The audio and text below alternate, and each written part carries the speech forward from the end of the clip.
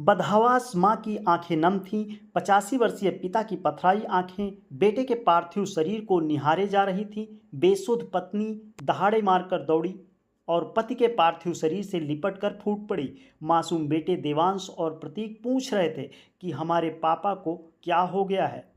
यह दृश्य ऐसा था जिसे देखकर वहां मौजूद हर शख्स भावुक हो गया और सभी की आंखें नम हो गईं।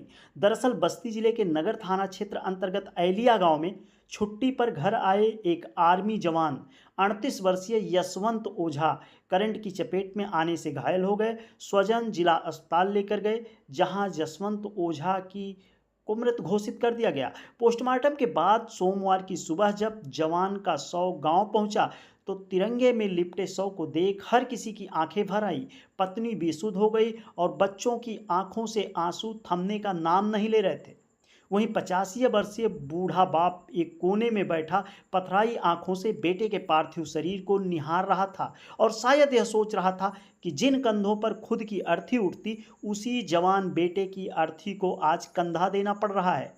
एक बाप का इससे बड़ा दुर्भाग्य और क्या हो सकता है, जो अपने जीते जी अपने जवान बेटे को कंधा दे। बूढ़ी माँ की आंखों से आंसू रुकने का नाम नहीं ले रहे थे। जवान बेटे के शव से लिपट कर रो रही माँ ने कैसे कैसे सपने देखे थे कि उसका लाल उन सपनों को पूरा करेगा, लेकिन उसको यह नहीं मालूम था कि उसका लाल उसके लिए खुद एक सपना बनकर रह जाएगा।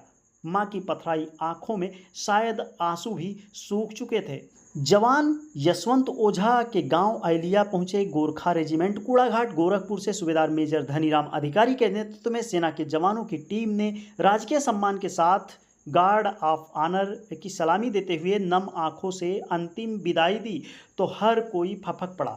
इस दौरान सेना के जवान नवीन सिंह, अनिल घले, प्रीतम सिंह, नीमा लिंबू के साथ ही मृदुल कुमार, सूबेदार आर के मिश्र, फौजी पंकज सिंह आदि मौजूद रहे। बता दें, कलवारी थाना क्षेत्र के सरयू नदी माझा खुर्द घाट पर जवान यशवंत ओझा को अंतिम सलामी के बाद मुखाग्नि दी गई। मुखाग्नि के पहले मासूम बेटे व बेबस बूढ़े पिता ने जवान यशवंत को जब अंतिम सलामी दी तो सभी का गला रुंध सा गया।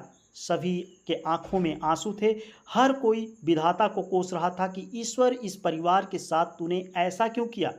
बूढ़े माँ बाप अब किसके सहारे जिएंगे, मासूम बच्चों का क्या होगा और उस बेबस पत्नी का क्या होगा जिसके हर तरफ अब अंधेरा ही अंधेरा हो गया है।